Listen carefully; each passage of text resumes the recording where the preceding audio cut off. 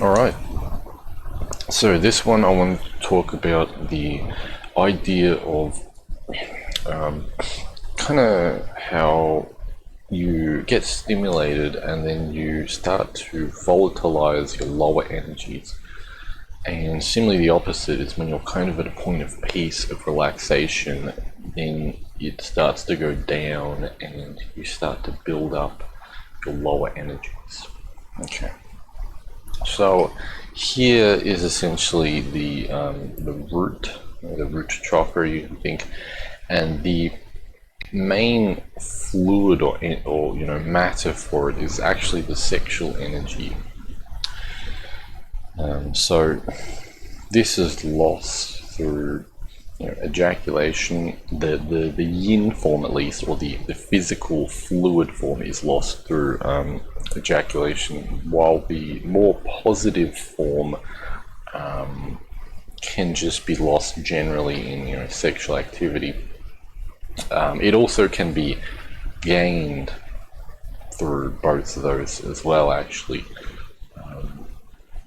People, it's like the idea of sexually vampirizing someone and stealing their life force. Essentially, what's happening is that this lower basin, it's like a water basin, like a lower water capturing area, is where it is, and this is basically the root foundation of the body.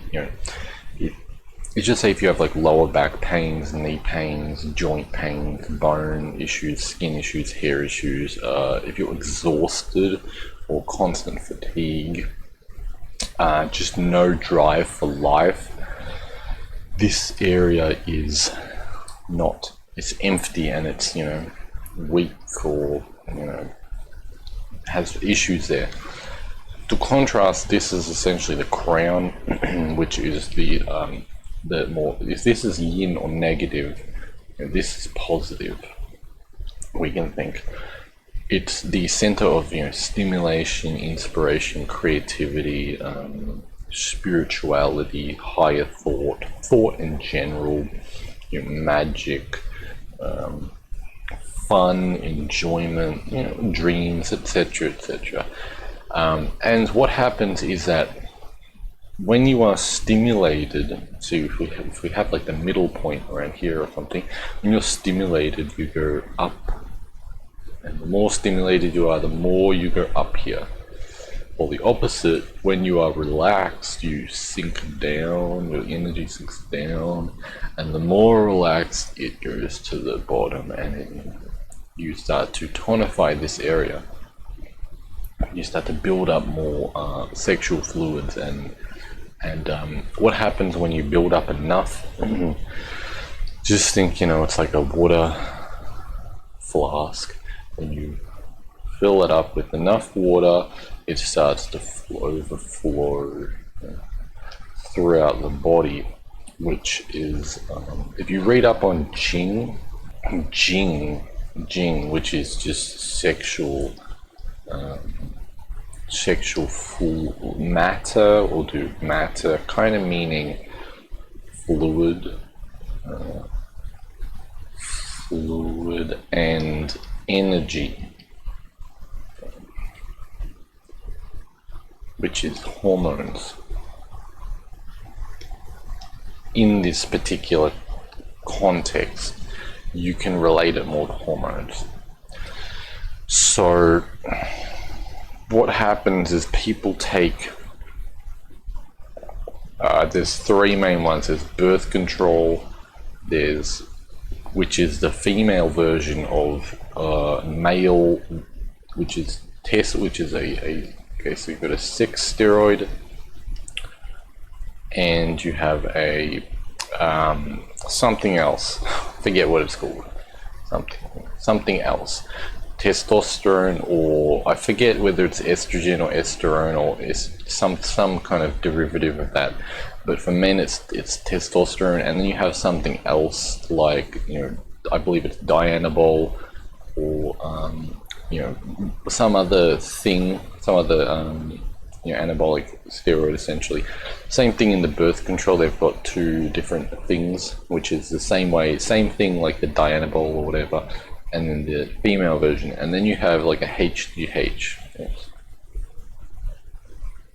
HGH, human gonadotropin hormone, I think it is, which is again produced by the sexual centers. So you have the gonads and you have the prostate and seminal vesicles. If you look at it like a side view, it's kind of like the prostate's there and you've got like seminal vesicles kind of, you know, around the back. And for women, it's the womb area. That's the, you know, the opposite. These produce all of the hormones, right? And the fluids. This produces the hormones and the fluids, which is sex, steroids, and, you know, human growth hormone, essentially, and all stuff. There is, you know, we could of course go to the relation between the pituitary and this, but I guess this technically, you know, you'd kind of think it's a signaler of that, whatever. And of course the kidneys. Kidneys are, what would you say, they kind of produce Jing, they produce the sexual fluid, or they help this to produce it. So, you know, the kidney health is quite, you know, it's quite important. So, but ultimately, you know, this is kind of the center where it all happens. This is your stabilizing, this is your growing, this is your physical stuff. If you have more of these, you physically start to grow. You notice people, men who take steroids, they start to look older, bigger bodies, you know, all that stuff. Women who take birth control, again, they grow older as well. Usually people look about 10 years older if they take these steroids for, you know, let's say about 2 to 3 years. They look, yeah, about 10 years older, I find. And of course, as I say, you know, I don't recommend that. In fact, I really don't recommend that, because the problem is you're weakening the center. You're weakening the earth center, right? People take a lot of stimulants. What happens with stimulants? The kidneys, which is, you know, the middle, the middle plane says, okay, let's go up. Let's send the energy up. If you take like a painkiller or a depressant, it says, okay, let's send the energy down. So stimulant up, stimulant goes up, and depressant goes down.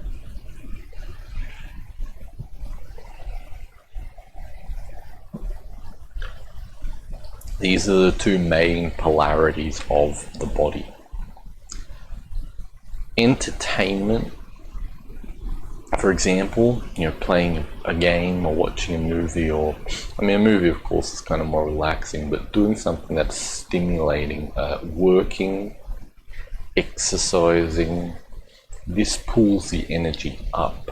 Anything that gets your blood going, and there's nothing wrong with, you know, stimulating yourself the same way there's nothing wrong with relaxing. If you relax, you sit, you lay, you meditate, you know, you just quieten yourself, your energy goes down.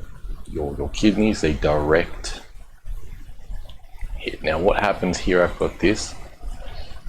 What happens is that this water, I think, is your, you know, your lower sexual energy, and matter and fluids and all that.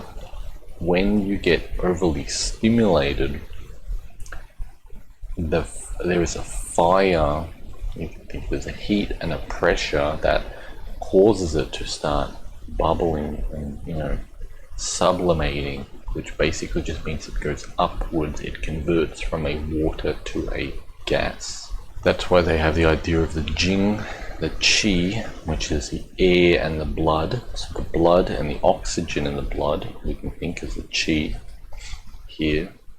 And then we have the Shen, which is this higher mental energy, if you're interested. So Jing, Qi, which is kind of blood and air pressure in blood, and Shen, which you would say would be like brain fluids, and different hormones as well.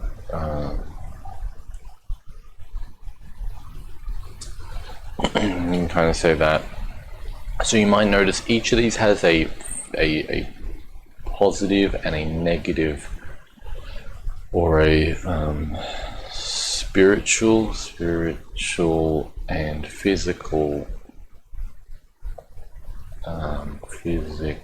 version, right? Blood is physical, the air pressure in the blood, the energy in the blood is spiritual or energetic. The fluid in the brain is physical, while the things, what they call it, neurochemicals. I don't know if that's a hormone, if neurochemical, okay, so just NC. Things like serotonin, dopamine, etc. These things are more what you would think of a volatile chemical, a spiritual volatile chemical. Similarly, the physical sexual fluid and the what do you call it? Hormones, or the kind of energy, that fire, that heat in the lower areas. It's like if you have a cold womb or a cold prostate region, cold bladder and all that, you have a yang jing deficiency, or could be also a yang kidney deficiency. That could aid it. Well, if you have a lack of fluids, specifically, women who have a problem with lubrication, etc., there would be a yin or a negative or a water jing or sexual area energy deficiency. You could do the same thing with the kidneys. You have a yin and yang kidney, and you can look up yin and yang kidney deficiency.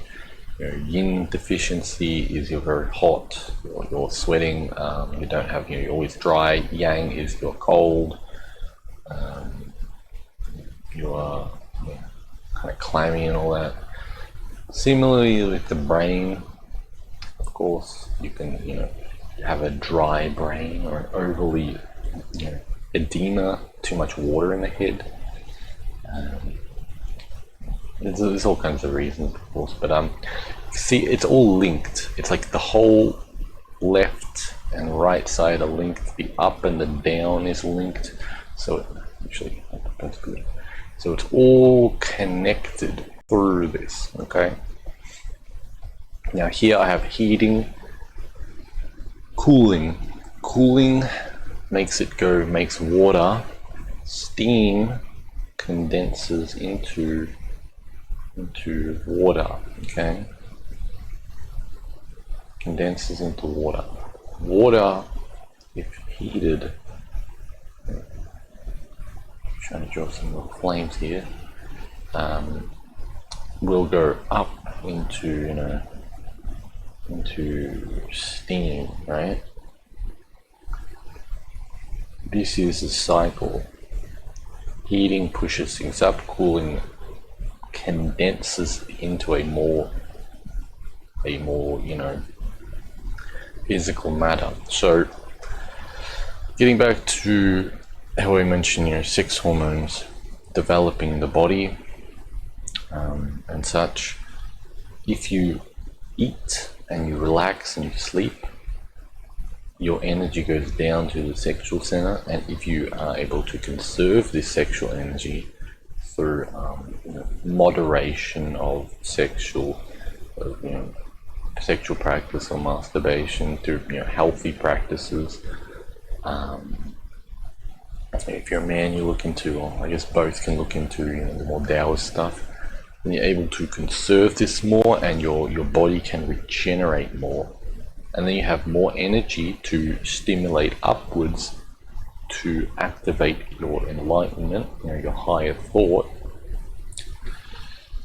And which is good because that gives you more awareness of reality. But you exercise and then you need to rest. So you stimulate up, it burns the body, it burns the matter upwards to stimulate the muscles and energize them, and then it goes downwards to develop, to to kind of thicken out the body. Otherwise you can't put on many layers, and you'll remain thin and kind of weak if you can't rest. Anyway, I think that gives you a good picture of this. Hope you enjoyed. Of course, have a good day, and feel free to check the links in the description if you're interested in social or commercial things. And goodbye. Alright, so here we have an astrology chart of today, which is just July the 4th, 2022. This is a tropical astrology chart, and what I wanted to do is to show you how to see the focus through the house rulers of the chart.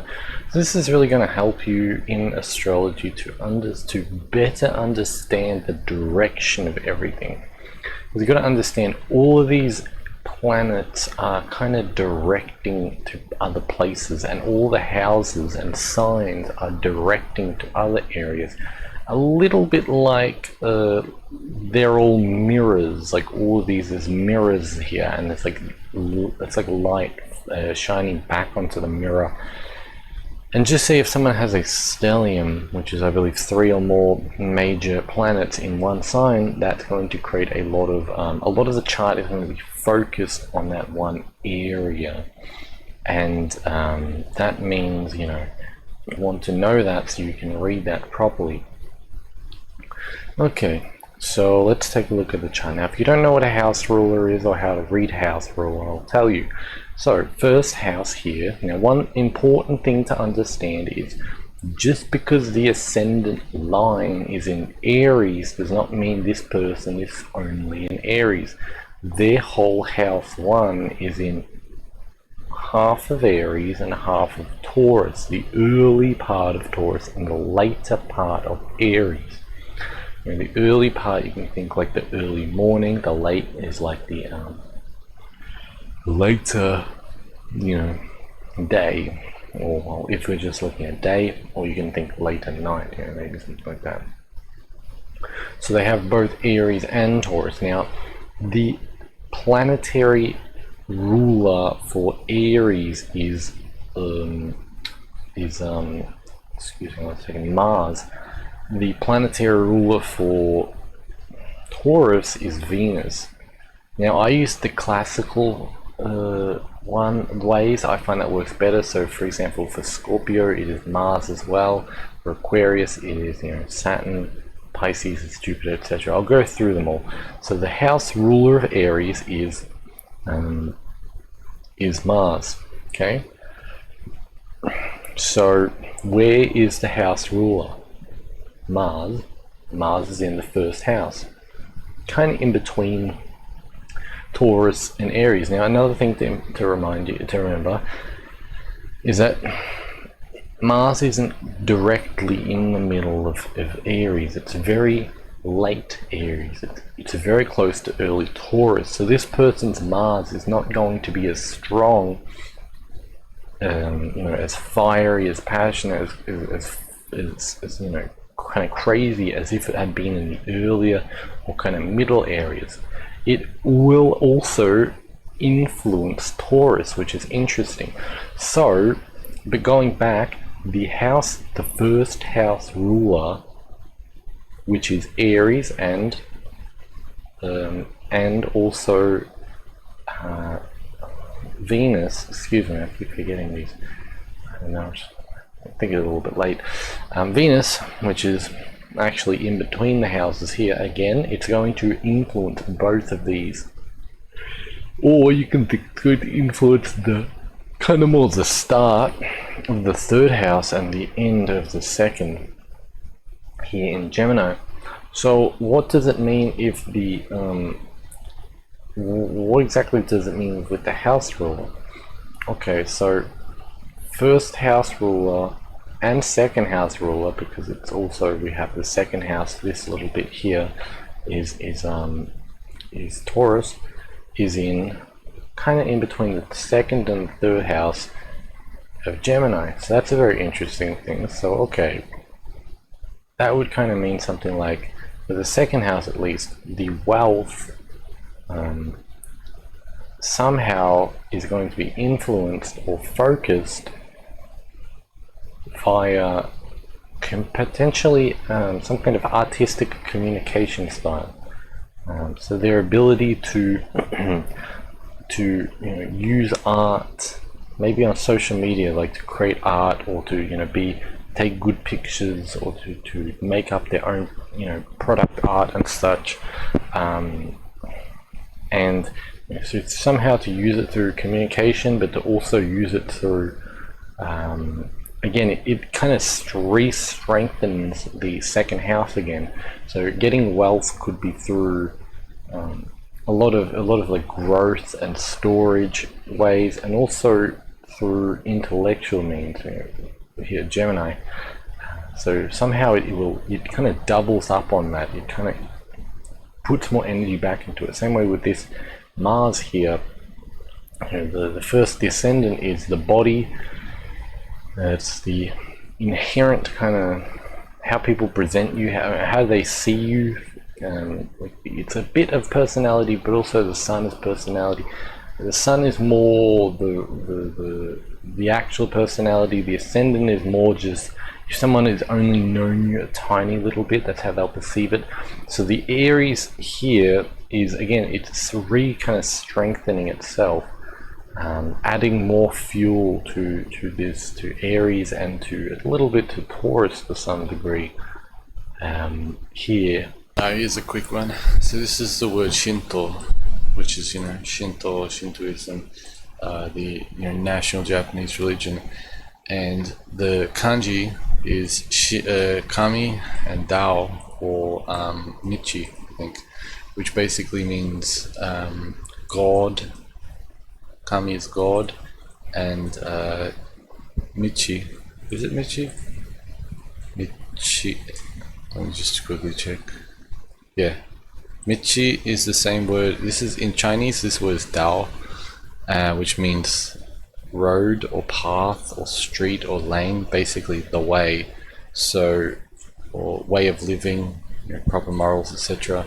So that means Shinto means the way or the path of God.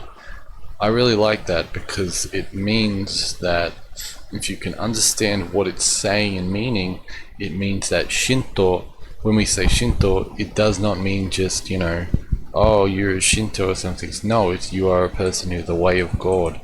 And if you look at like the religious name of, the name of another religion in another language, it'll probably say something like, like yoga, union with God, I think is a yuga or whatever.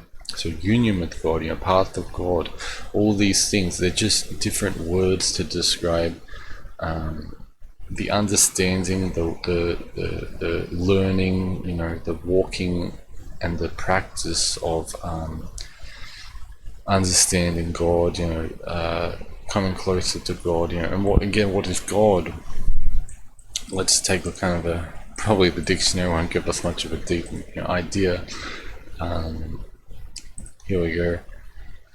God, deity, divinity, spirit, kami, incredible, fantastic. The emperor, thunder, interesting. I wonder if there's another.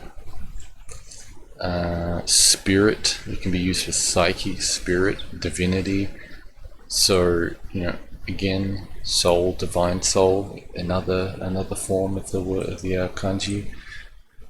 So really, depends on your definition of God, but I see God just kind of like the world itself, the physical world and the energetic world, just everything. So it's like the way of understanding everything. But of course, you can kind of split things up and just be like, well, the way of understanding energy and higher things, spiritual things. But you know, it is what it is. Anyway, hope you enjoyed that. So the development of science and technology is an interesting field to study and to look into. I've been looking into it a bit more recently with electrical stuff, actually. I figured, well, how do electrical batteries and bikes work? Because I use one for my job every day, and I figure it's a good thing to learn how to fix and maintain your own tools, and even to develop and create them. It's a good thing to do that, because then you have a lot more power, and you can improve your business and industry and such. And I've noticed that electrical battery packs, so there's different kinds of electrical batteries. And if you further look into batteries in general, there's many different ways to make them. In fact, I guess you could potentially say there's an infinite amount of ways to combine minerals and chemicals and such until you create a way that makes current and voltage, so that you can fuel some kind of device that requires some kind of wattage of current or power, or whatever you want to say. So if you look into batteries, for example, generally we have lithium ion batteries, or if you look at a car battery, it's like a lead sulfuric acid battery. And again, these are just two different combinations of again, chemicals and minerals. Batteries will always be ever improving and increasing and all that, because science and technology always improves, and science, of course, is the research of it, the study and practice and such. And the more engineering is the actual practical creation, and then eventually you create a product, which is what you can buy. Now, if you look, mostly China produces most of the consumer electronic components, for example. Just say you want to buy simple components like resistors, transistors, diodes, capacitors, wires, batteries, etc., which make up, most electronics. Then you add on to circuit boards, switches. You add, computer pieces like microcontrollers, and then finally, actual computers, kind of like a Raspberry Pi. You eventually start to create more and more electronics. Eventually you have things like motors on piezoelectric things, whatever it happens to be to create your electronic device. So a lot of this stuff, it's eventually created into consumer grade electronic pieces and parts and such. But behind the consumer grade, of course, is the development of it, as I said, the engineering. And then behind the engineering is the science.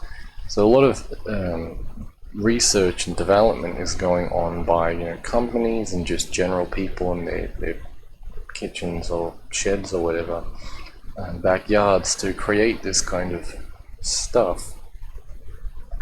And I guess it really makes me think and look and understand that science and technology really has a long way still to go, and it's still you can still create amazing new technology, and really it's not like we've hit some kind of point where everything's just been made, and it's like, no, it's like nothing has been made. That's why I'm really starting to understand that really we have such a small amount of batteries at a consumer grade level. And then we have a larger amount which are being created, if you look into like graphene batteries or the diamond nuclear ones, and if you look into I think they have salt, some kind of salt. I don't know if it's a salt and a lithium, like a chlorine salt and a lithium ion or something, or lithium metal battery that's being made. But really, there's so much stuff on that front being made. And then you look at, you take another step out again, and you think, well, if these things are being made, what else can be made?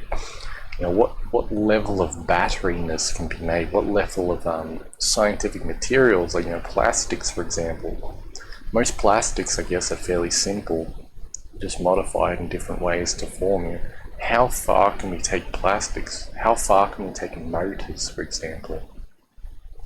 It's not just what would you say? It's not just electronics, of course. If you're more interested in mechanisms, things like lawnmower motors or motorbike motors, or gas and petrol car motors, or firearms, for example. They're very mechanism heavy. Door mechanisms, locks, etc. Really, there are many factors. For example, materials, actual physical materials, and there's the size of things, how small you want to get into, and definitely with 3D printing. Engineers are having a lot of fun with 3D printing. Drones, for example, are becoming quite a fun little project, or even like RC toy cars. Make little boats or cars, or again, air vehicles and land vehicles. It's two different sides of well, maybe you could say two different sides of the coin, or two different coins, whatever you want to think of it as. Water vehicles and such. And it's like all this technology and science and such. It's all out there for you to explore and adventure. It's such a large world, and you should never think that things are just restricted and condensed. Of course, there are restrictions. Ultimately, you can only buy a X amount of wattage battery, X amount of volts and currents on a battery currently. But of course, you could make a better one, maybe. Who knows? So it's really interesting to look into all of this, especially when it comes to electrical bikes. You can look into all the different kinds of motors, all the wattage of them, all the sizes, all the types, and then all the batteries. And if you get into making your own batteries and motors, and even you get your own cables or whatever, your own controllers, and so you've got all this control, you've got all this ability to make something beyond what you would usually get in a consumer level, or fitted to your own specifications. And I think we should keep that kind of fun, explorative thought and feelings to it, instead of limiting ourselves to thinking small. And I think the more you look into this, the more you understand this, the more you see the level of technology we're at. And technology usually goes in phases of elements, I find. For example, if you take cave people, or very, very low-level tribal people, their technology is earthen. They're wondering about how to sharpen sticks, and use animal bones and hides, and just trying to hunt better. And then eventually they learn about water and earth, and then they learn how to farm. And it's like, how do they farm better? How do they make rivers and what do you call it? Sewerage, kind of moving the sewage away and all that kind of stuff. And then eventually get into the air, aeroplanes, and it kind of gets into basic alchemy or chemistry. It's like, things have gases. If you heat things, they turn into gases. Can you collect those gases? And what can you do with that? You get into the idea of the steam engine, which is just heating water with coal and turning a circular kind of wheel that then, turns smaller wheels to move a train, or to punch down a lever to manufacture something, to sew, to hammer, to move water. And eventually you get into, the use of plasma, fire, electricity. Currently we kind of had that electrical age of, radios, telephones, and getting to electromagnetic waves, radio waves. That kind of age of now everything's becoming more digitized, more electronic, where instead of just a saw, you now have a power saw. Potentially you could have had a steampunk-esque steam engines saw. I'm sure there were, I mean, I guess you could say, a diesel-powered saw, or gasoline-powered, petrol-powered saw is kind of like a, old-school device. Now we have then they have an electric one, so it's like that changing of the eras. And of course, people, they protest electric cars and electric all this and that. And of course, there are goods and positives and negatives, and the technology, of course, is always improving. One thing which is difficult for electrical vehicles is farm equipment, for example, because you need to keep that powered. So I do see the goodness in all forms of engines. I think there are positives to both of them, but I do also see the progression of electrical technology. I don't know about you, I have an electric bike and I think it's phenomenal, just for local stuff and working and all that.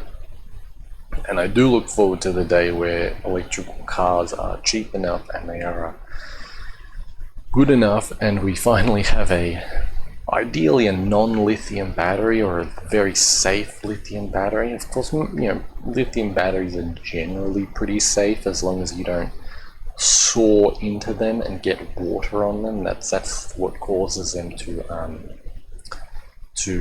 what do you call it? If you put lithium metal, like the sheets of metal in the water, that's how to catch fire. But especially with the Tesla company technology, they're coming up with a lot of good motor designs and new batteries and such. And I do think we'll get to a point where battery cells, the capacitors, are kind of like, they're kind of more like capacitors or hybrid capacitors, hybrid battery cells, where you can charge them within an hour or within like 10 minutes or whatever.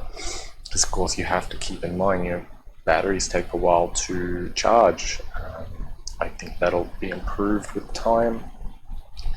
Also, if you look into crystal batteries, solid state crystal batteries, they're assumingly, I don't know if they're infinite, but they're very long life. People have ran them for, I saw some videos a year, 3 years running a motor.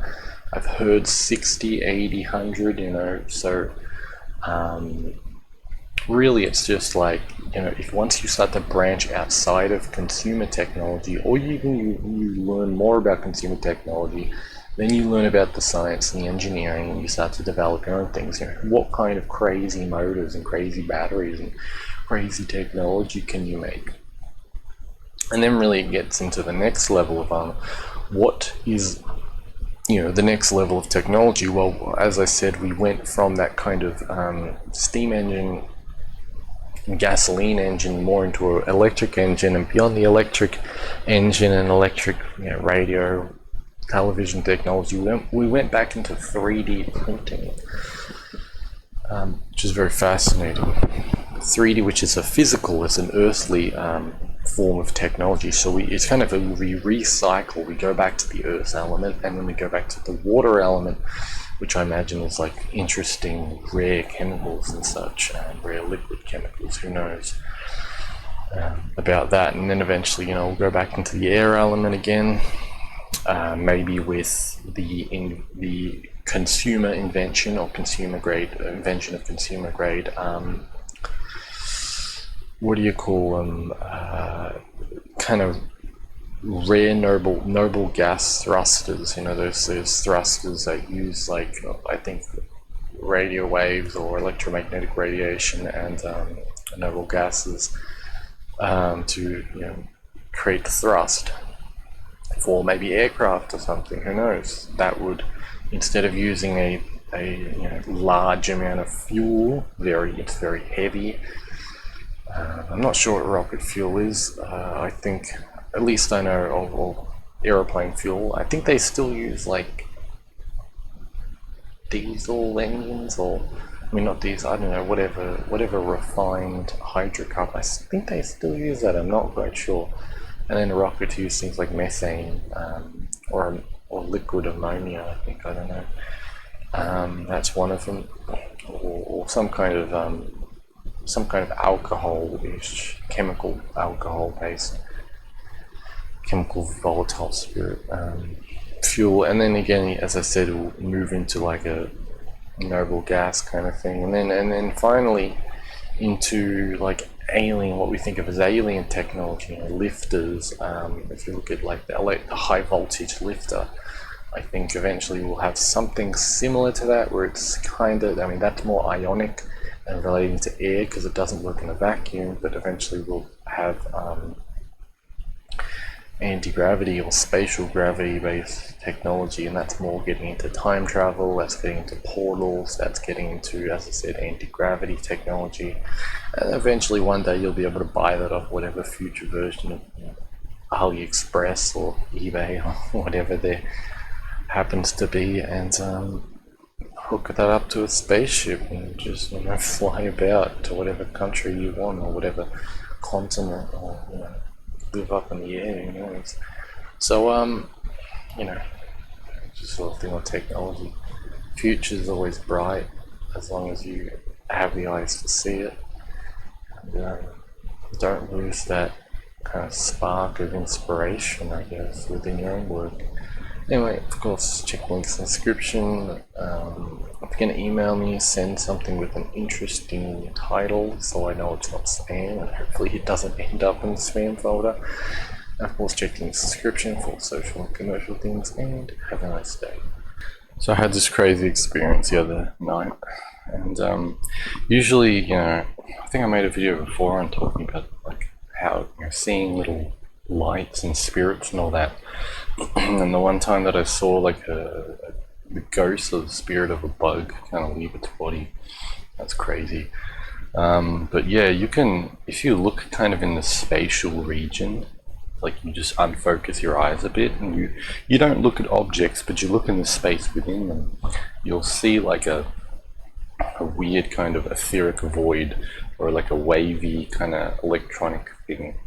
It's really strong at just before the sun rises, or kind of around that period. And the other night I saw a kind of like a turning or a vortexing or a whirling smoke or mist, like a really white, clear kind of like smoke. It was so thick and it was so visible, and I mean like real visible. It wasn't just those little sparks of light. You could kind of pretend it's like a mental thing. It's like, oh, it's in your mind or whatever, even though it's in a spatial region or whatever. Usually I get them whenever I have like, it's just say someone's trying to like contact me spiritually, or like a bad thought or whatever. But that was it was like this turning white smoke, like a thick, maybe the size of a foot. Yeah, it was crazy. In the kitchen, when I was getting like a bad thought, kind of like like I was dealing with like a traumatic kind of emotion and thought. And I find whenever I deal with that kind of stuff, that's when I get them. So I believe the old idea of spirits, jinns, fairies, all this kind of stuff is definitely related, if not that. Well, that's one form of them. So, but these things are basically just spiritual entities, or spiritual. It's kind of like a portal almost. It's like an entity or a portal, or all of these things. It's weird spatial dimensions. It gets into like space-time physics, I guess. And I was thinking the other day about, because I was looking at the steam of some food, and I noticed when I had one of those thoughts, the steam of the food kind of thickened up, and that's when I started to notice that all of these things that magicians use to tap themselves into the spirit world, the energy world, is something like an energetic substance. So something like steam or mist, or the burning of plants to get that smoke. One time I had it with white noise of a vacuum. That was interesting. So white noises, or even wind, any kind of chaotic thing. If you look at the water runes or tarot cards, you shuffle them. They're earthly, but you shuffle them, so you create chaos. So whenever you are introducing chaos into something, or have something that is chaotic, it's kind of like a ghost or spiritual entity can tap into that chaotic thing, and it can like manifest lightly through it. So if you look at a bowl of like steaming water, or a bowl of, like an incense burner or something that's smoking, or fire or whatever, you can look at it and you can try to like start, channeling spiritual entities, whether they be good spiritual entities that you're trying to talk to, ancestors or spirit guides or whatever, or whether they be your traumas, the demons, so to speak, that are biting at you, that you're trying to work through emotionally and mentally, and get that through. That is to say in one sense, that's a real thing. It's just that it exists in the world of chaos. And just say if you take a something like acid, for example, LSD, if you take that, it kind of taps you into the world. I don't recommend it, but it taps you into the chaotic world. All of these spiritual substances that make people hallucinate, get closer to that, they tap them into the chaotic world of absolute motion and energy and such, usually at least. So yeah, that's really putting some words and thoughts to these concepts and trying to explain them in a simpler way. So I guess if you want, give that a shot. Otherwise, you can just understand it for your own life if you have these kind of experiences. That's all for this one.